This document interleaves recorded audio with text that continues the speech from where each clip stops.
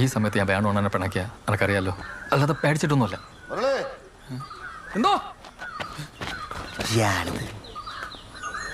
പന്തളത്തുനിന്ന് അവര് വരും എന്ന് പറഞ്ഞ അരീന്ദ്രായി. അതന്നെ അവര് 12:40 കഴിഞ്ഞ് അവിടെ നിന്ന് ഇറങ്ങണം കേട്ടോ.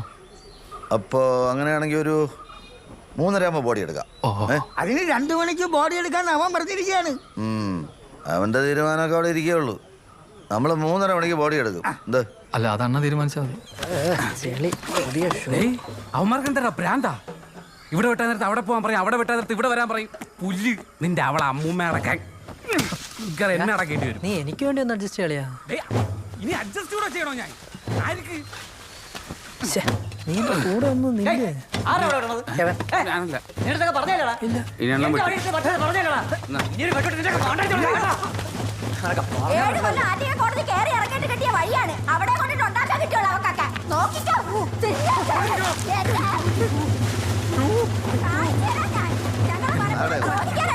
അവക്കൊക്കെ എവിടൊക്കെ പെരേട കിടക്കണേ, എന്നിട്ട് അവിടെ കൊണ്ടിട്ട് കത്തിക്കാൻ പറ്റോളാം. അവിടെ പറ്റൂല എന്ന് പറഞ്ഞാൽ പറ്റൂല.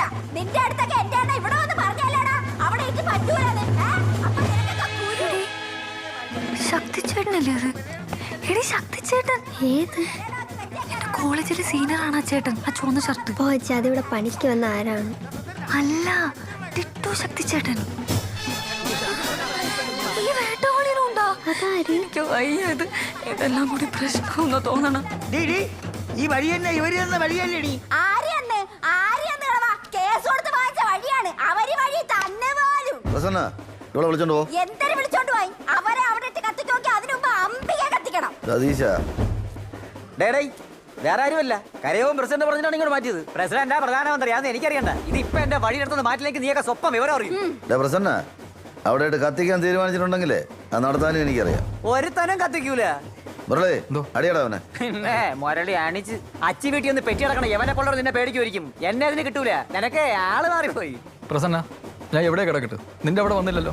ഇതൊരു മരണം നടന്ന വീടാണ്. നീ വെറുതെ ഇവിടെ കിടന്ന് അലമ്പുണ്ടാക്കരുത്. മുരളി ഇനി സംസാരമില്ല, അടിക്കാവനെ. എന്റെ അണ്ണ നിങ്ങൾക്ക് ഇങ്ങനെ നടുവേണ്ട വല്ല കാര്യമുണ്ടാ? ഞാൻ വിളിച്ചപ്പോഴേ പറഞ്ഞല്ലേ. പറഞ്ഞാലും മനസ്സിലാവില്ല, വല്ലമാരെ വാക്കും കേട്ടും. പ്രസന്ന മാമൻ അടക്കി അവിടെയുണ്ട്.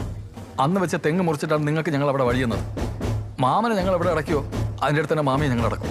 അതെന്ത്? മാമന്റെ അടുത്ത് കിടന്നാലേ നിന്റെ മാമി കുറക്കാൻ വരുള്ളൂ. പ്രസന്ന അടിയവനെ അടിക്കാവനെ. നീ ഒന്നടിച്ച് നോക്കിയാണ് ആ പ്ലാഗം കൂടി അവനെ അടിയാ. പ്രസിഡന്റ് ആണോ പറഞ്ഞത്? അടിയവനെ.